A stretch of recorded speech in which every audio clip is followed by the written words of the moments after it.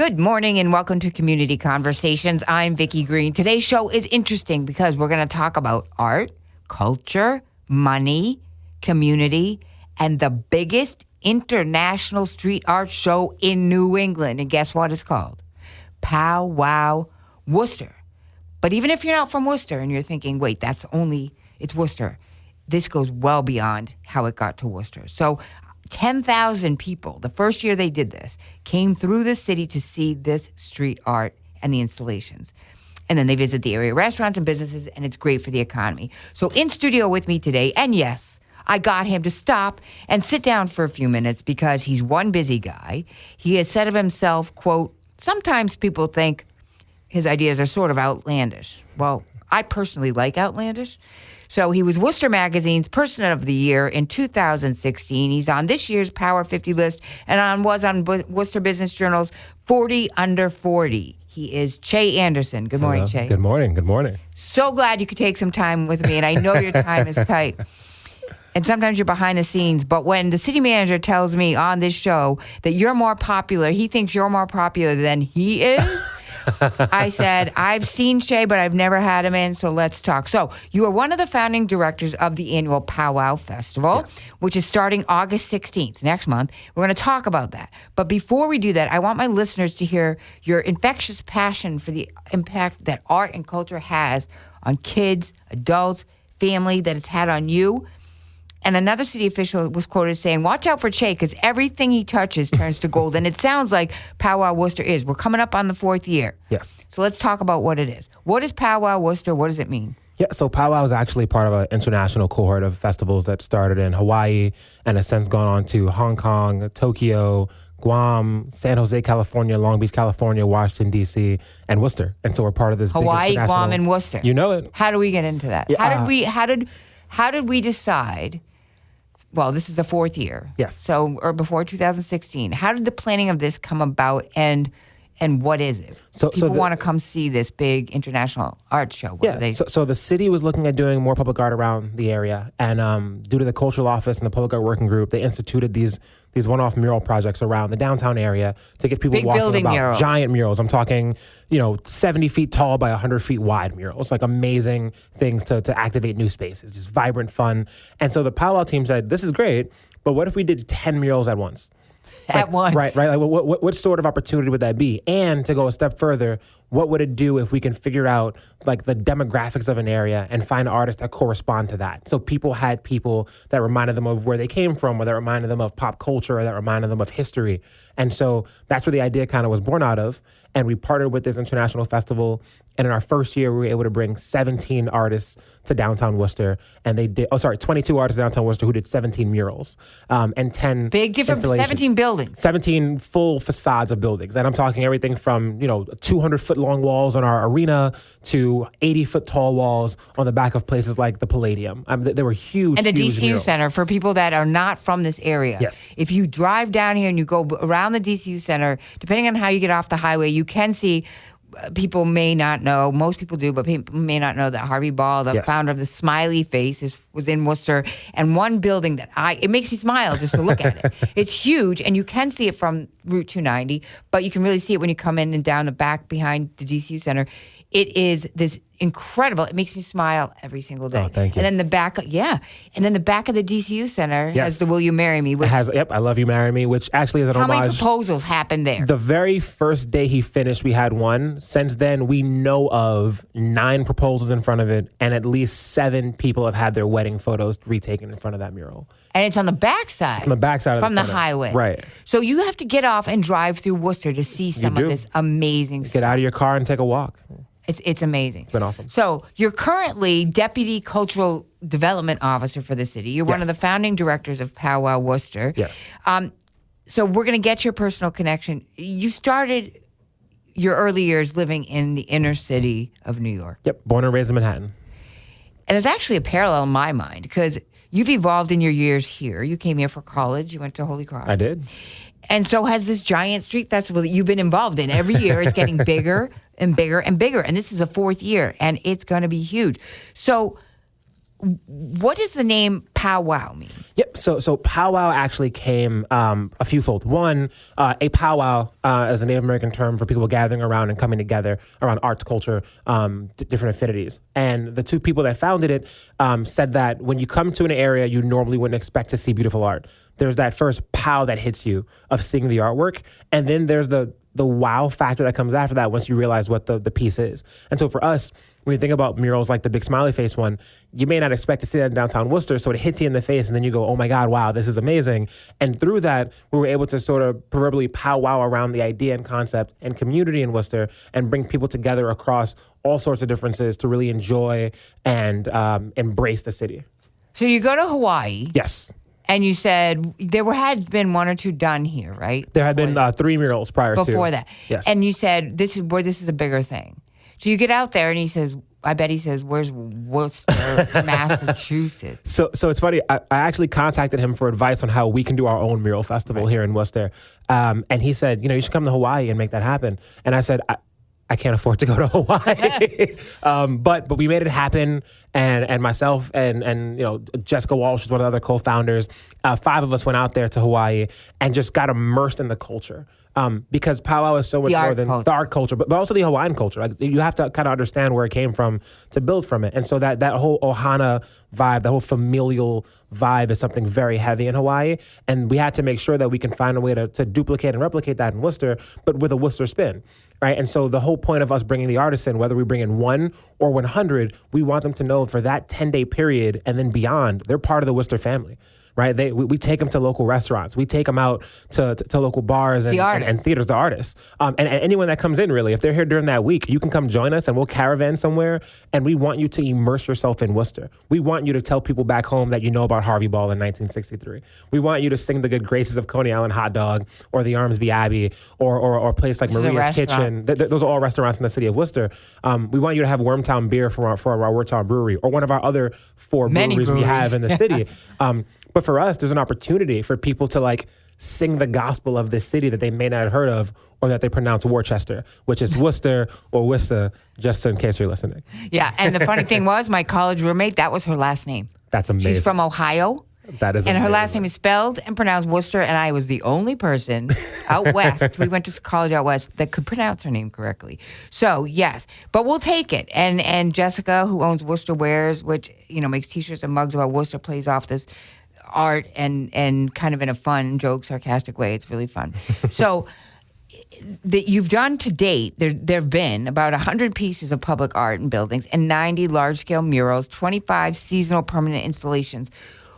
So some of them are giant buildings, yes, and some of them are installations. Yes. What's the difference? So a mural is paint on a building, paint on a facade. An installation could be anything from a small hidden window that's hiding a person's face or a mermaid, to a small figurine that's strategically placed for you to find and take a picture with, to a cat made of wire mesh, to a 40-foot typewriter bench that you can sit on, because the modern typewriter was patented here in Worcester.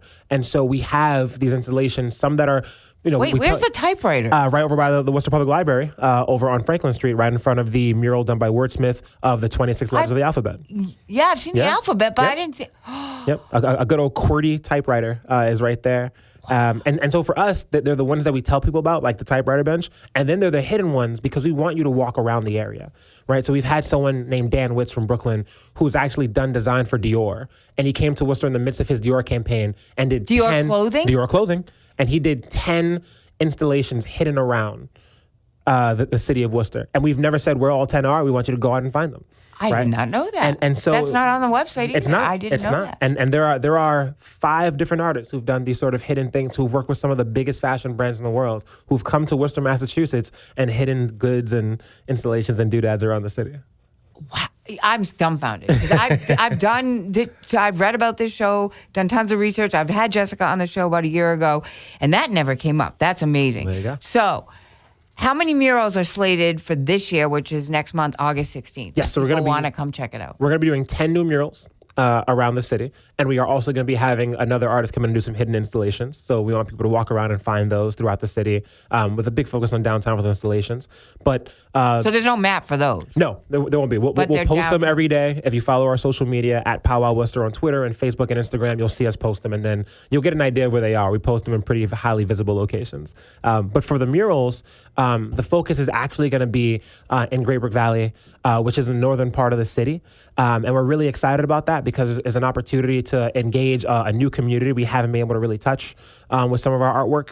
And there's a huge population of kids over there. And so we're going to be doing some youth-led workshops around that area to ensure that people can engage, and not just for the kids in the area. If you have kids, we'll post all the information on our website, and you can come down and bring your kid and get some Even free, if you don't live in that Even if you don't live in the area. We want you to come down and see what's going on. So anybody listening with kids, bring them down. If you look for Great Brook Valley is off Lincoln Street. Yes. It's a development, and oftentimes it's looked upon as more of the urban core, even though it's outside the city. Yes. It's maybe lower income housing, lower income residents, and so you want to bring it's access to art. It is, but it's also one of the most interesting areas, in that the people there are so prideful.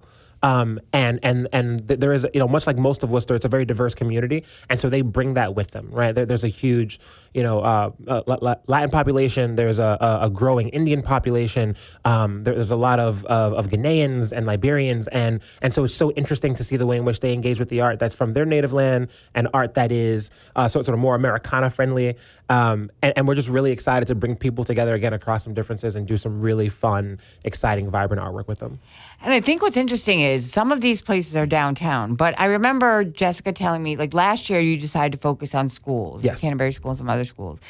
And some of the and when the artist, first of all, do the artists have to send you a sketch, or how do they find out? How do you pick who comes and does it, and how do you get people to let you use their walls of their business building? So the first year, it was a lot of heavy conversations around what artwork is and what art should be. And you mean to the owners of the building? To the owners of the building. I think to the community as well. I think everyone has an opinion of what a public art should be and how it should look. And so for us, the big push was that public art should represent the public in every form. It's going to look different. Some of it's amorphous. Some of it's a portrait. Some of it is, something that looks like it came from the 1800s. Some of it looks like it came from the 2100s, right? We want things that look very different. And so we normally select our buildings based on some people reaching out to us and saying we want a mural. Some of it is us looking at high visibility areas. Some of it's us looking at communities where people don't normally go and figure out how do we engage them in a new way. And then from the artist standpoint, we try to find artists that are going to be engaging and interactive with the community.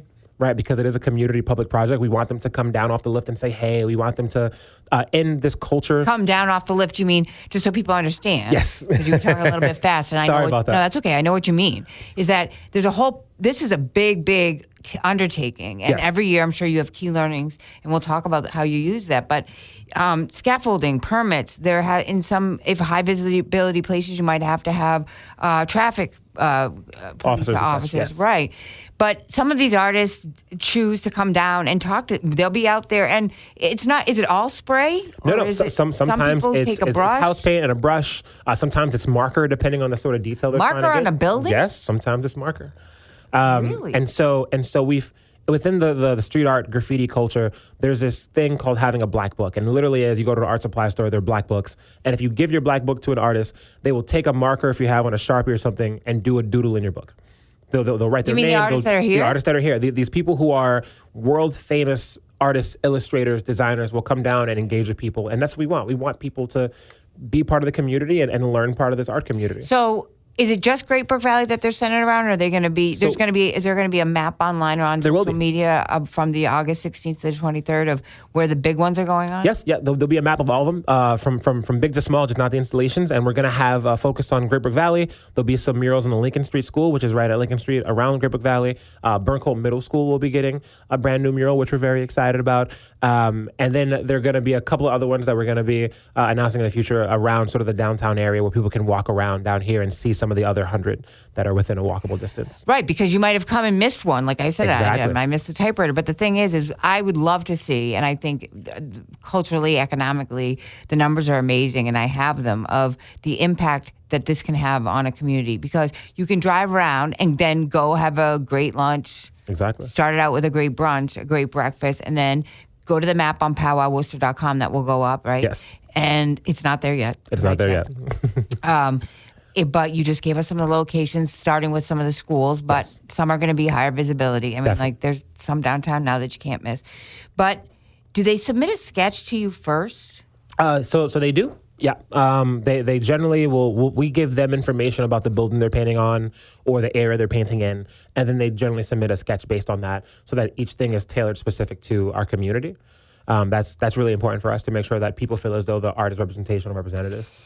Now, are these people that are coming from all over the country? What percentage of artists are like local? And then we have people coming, like you said, Dior designer came and nobody even knew about it. So do we have people coming from other parts of the country? They come from literally every walk of life. We've had artists from every continent except Australia. Nothing against every continent? Every continent except Australia. Sorry, Australia. We're going to get you soon.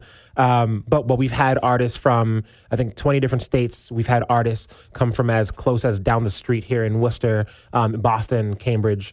And then, I mean, as far as Japan, Hong Kong, we have artists Spain, from Japan coming here to paint? Yes. Wow. Yep. Wow. And the Canterbury School, they did... The kids that I read, I saw it. You gave a TED Talk, which is online. And anybody that doesn't know what a TED Talk is, it is not easy to get accepted to do that. And but you laughed, but it was amazing. I watched the entire thing. And you were talking about the Canterbury School and what happened when these kids, the artist didn't have an idea of what. Oh, yes. Okay. So we've had sort of two huge instances at the Elm Park Community School, which was one of the focal points of our project in 2017. We were going to do one mural on this school. Oh, with Elm Park. But we did 19 around the school. 19 murals at one school? 19 murals at one school.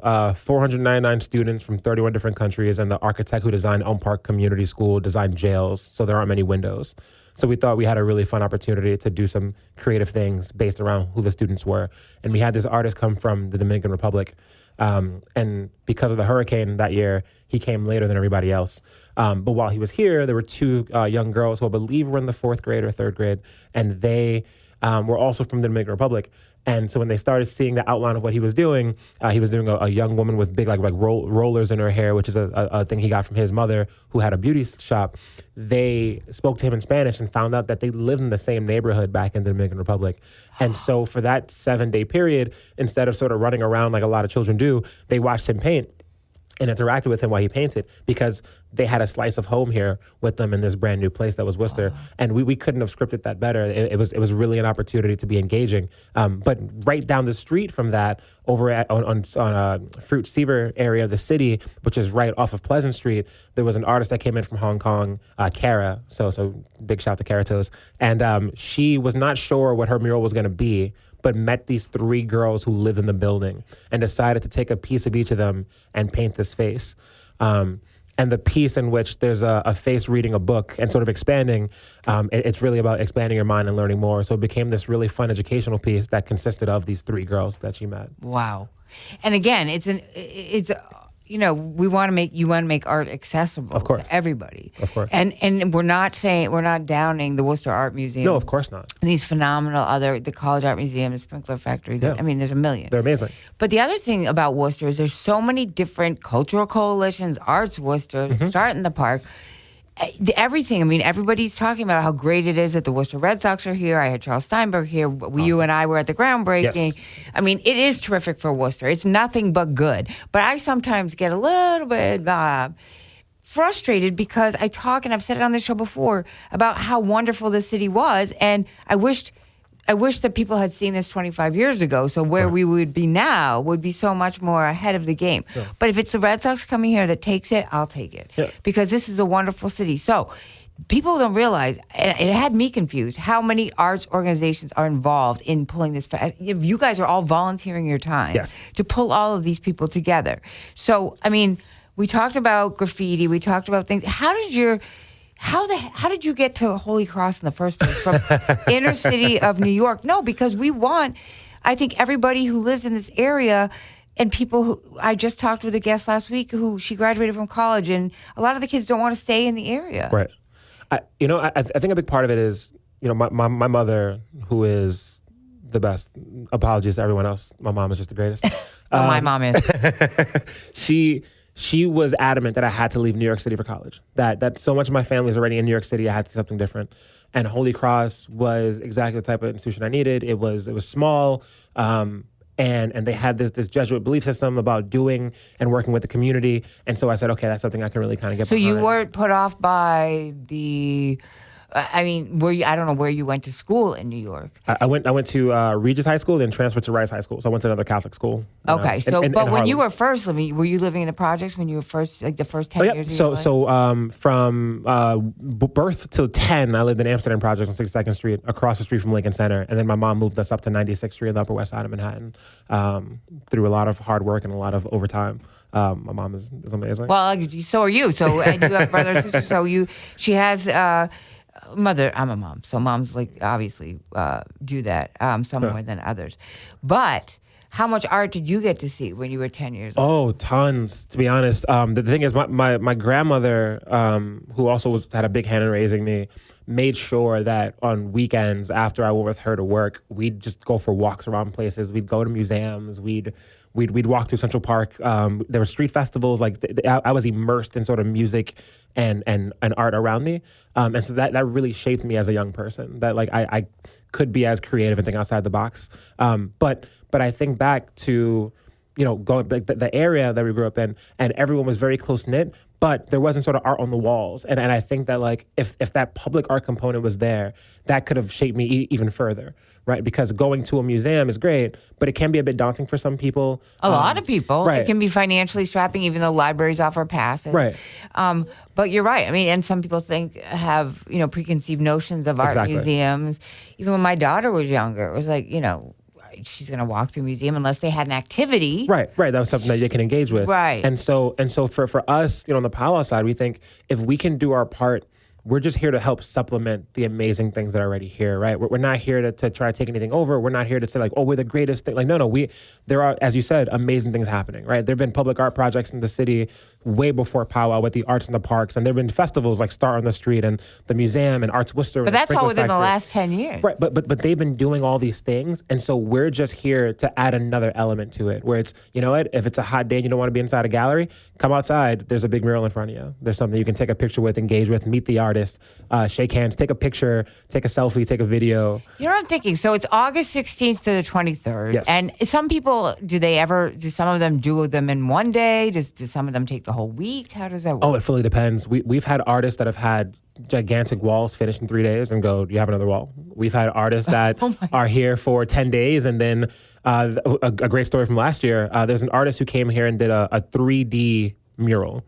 And when I say that, I mean it literally is in red and blue like the 3D glasses. And if you have 3D glasses, it looks different through the red lens and the blue lens than when you look at it straight on. And where is that? It's on the Hanover Theater on Federal Street. Oh, yeah, I've seen that. And the artist flew in from Greece. He's from Greece, born and raised. The only person that really does that in the world. And he needed so much of a certain type of paint. We had to order it in from Atlanta and from New York. And at one point, we like dried up the East Coast for this particular color. And so he was here for, I think, 14 days as opposed to 10 because we had to go find more paint. Now, do you pay these people or do you buy their supplies? We cover all their supplies, their flight, their hotel, their food, their in-city travel. And then quite often they do like merchandise. They do like prints or T-shirts or something to that effect. And we give them a platform to do that and make some sales while they're here. But they're not given like a stipend. When there are one-off projects that are done, they are. But when there's kind of the festival, there aren't. There's so many artists, and they don't mind obviously because No. they keep coming. They see it as one, a really cool opportunity to engage with other artists and meet some people. But I think it's the community aspect that they really get behind, right? So we have a 20-person volunteer committee. No one involved in Pow Wow makes any money. Everything that's fundraised is put right back into the project by the fundraising team, and they're amazing. Big shout to Lisa on that. But really, they see it as an opportunity to do some really cool community engagement and development. And that's what this is all about at its core. The art stuff is great, but that really is, oddly enough, secondary. And the Mural Festival is about engaging and embracing the community and finding ways to get everyone rallied around something really cool. But what cooler way than I'm going to just seek one out because I want to talk to the guy while they're I want to hear the woman or the man while they're painting, how they come up with. I mean, you walk through a museum and it's not like Claude Monet is standing there explaining how he painted his water lilies, which Right. is, but if he was, Right. Just imagine. So, Right. I mean, I think street art still gets mixed up with graffiti, and people think of it as gangs and tagging and all. Sometimes. But street art now, I've seen TV shows. They're doing it in many cities in Massachusetts. They are? It just doesn't seem like it's not part of the same festival that you're part of. Right. It's wonderful. Like up in Lynn, they're doing it. Yeah. And in other cities, and you'll go by a building and you'll see this giant thing. So I'm all in, and no matter what state they do it in. Right. But it would be great if we could get even other cities to be part of Pow Wow. Oh, so- maybe do so it as a statewide. thing. What's super? It's been fun that the folks in Lynn, they do Beyond Walls. You know, Al and Pedro and those folks run that, and they came down to Worcester, and we sat with them before their project and talked to them about doing things. There's a project in Salem, Punto, and they're amazing over there. The Iberas, Springfield, Britt Rue has Fresh Paint Springfield, and she came over and talked to us here in Worcester. Cambridge has Central Walls. Boston has the Ink Block Underground series, and so we are a very close knit community. We all know each other. We all go and support each other's events. But like two of the things you just mentioned, at least two I haven't heard of. Right, and so sometimes they're very sort of community centric and insular, but we always try to find ways like to support each other, because public art again is meant for the public, and so anything we can do to help and cross pollinate. We've done events with Lynn. I went out to Springfield, and then I knew some of their artists, and so it's great. But I did want to touch on one thing about street art and graffiti. I think that's really interesting. It's my own personal opinion. I think that people get bogged down in semantics of the two words sometimes, and I think it's important to think of, some people think graffiti and they think like letters on a building, but you can commission someone to write their name on your building. Is that then street art or a mural? Right? If I go and do a portrait of a person and it's beautiful, but I do it illegally, is that still street art or is that graffiti? Like, it really kind of blurs the line a bit, right? Because the legality of it, I think, is what people harp on.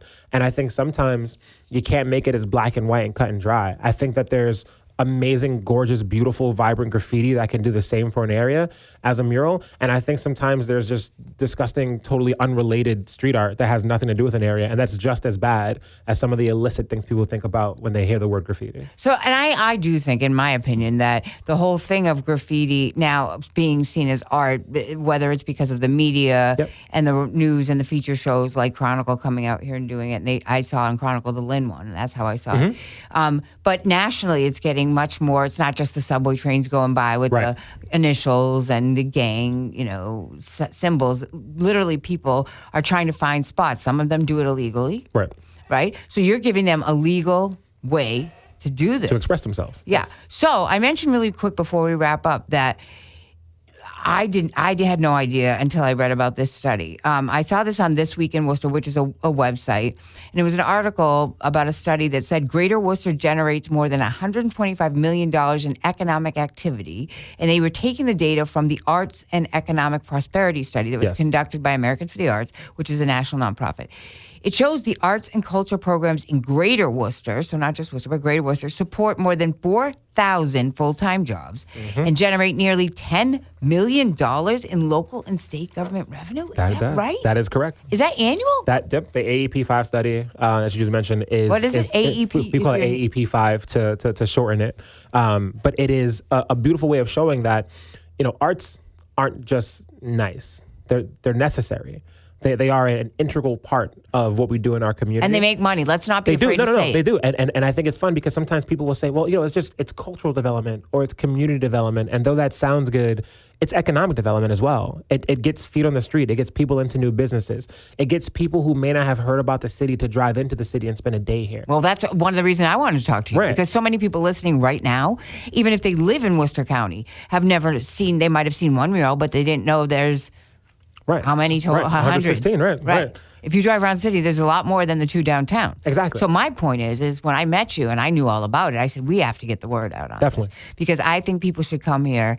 They should go to the map maybe a couple days before. Yes. And it's like 2 weeks before school's back for That it kids. is. So people will be home. The kids aren't ready to go back to school yet. Drive downtown, go to a great restaurant, have brunch, have lunch, and go drive around, use the map when it's up on powwowworcester.com and see these buildings. Take selfies, take Yep. photos, post them on. It's great for photos. The amount of people that I have kids that have come and said, oh, I took my kids downtown for a drive and then we ate at a restaurant and left. I can't tell you how many there are. And even better, the amount of people who've been from the area who've said, I haven't been downtown in 10 or 15 years, that have come downtown with a friend or a child and walked the area and seen the murals and gone, you know what, that's not half bad. For some folks, I will take that. I will take that's not half bad because it's so different than what they're used to, but they're also embracing something they never thought they'd embrace. I've heard non-art people say, I don't like art, and then go, oh, but this one's pretty cool. That's a beautiful thing, you know, and we love when that happens, and we hope that more people take advantage of that. All right. So in late June, the Worcester City Council adopted a recommendation from City Manager Ed Augustus, who was just here with me a couple of weeks ago, to adopt the first ever cultural plan for the city. Okay, that's not a very common thing. It was drafted and be executed by the city and area arts organizations. It's called Becoming Worcester, the Evolution of a Creative City. We could do an entire show on that because I have it. I've read it. A cultural plan for the city. And the city has been behind this one. It's a true collaboration. So Pow Wow Worcester, with me is Che Anderson, Pow Wow Worcester founding director. It's the 4th annual festival. It starts next month, August 16th. It runs for a week. There'll be a map online on the website. There will be a map on the website. PowWowWorcester.com. Then you can also go to social media. Yep. Facebook, Twitter, Instagram, Pow Wow Worcester. Pow Wow Worcester, super easy. Is there an exclamation point at the end of? Not on social media, but normally there's exclamation after Pow and Wow. But all right. So I please check out the website. We're going to put it on. And on our website. And I can't thank you enough. Thank you for having Che me. Anderson for coming in. Thank you so much. And I saw you at the groundbreaking, and I'm sure I'll see you at other events because I think we both share an adoration for this city. Of course. I'm from Massachusetts, but not the city.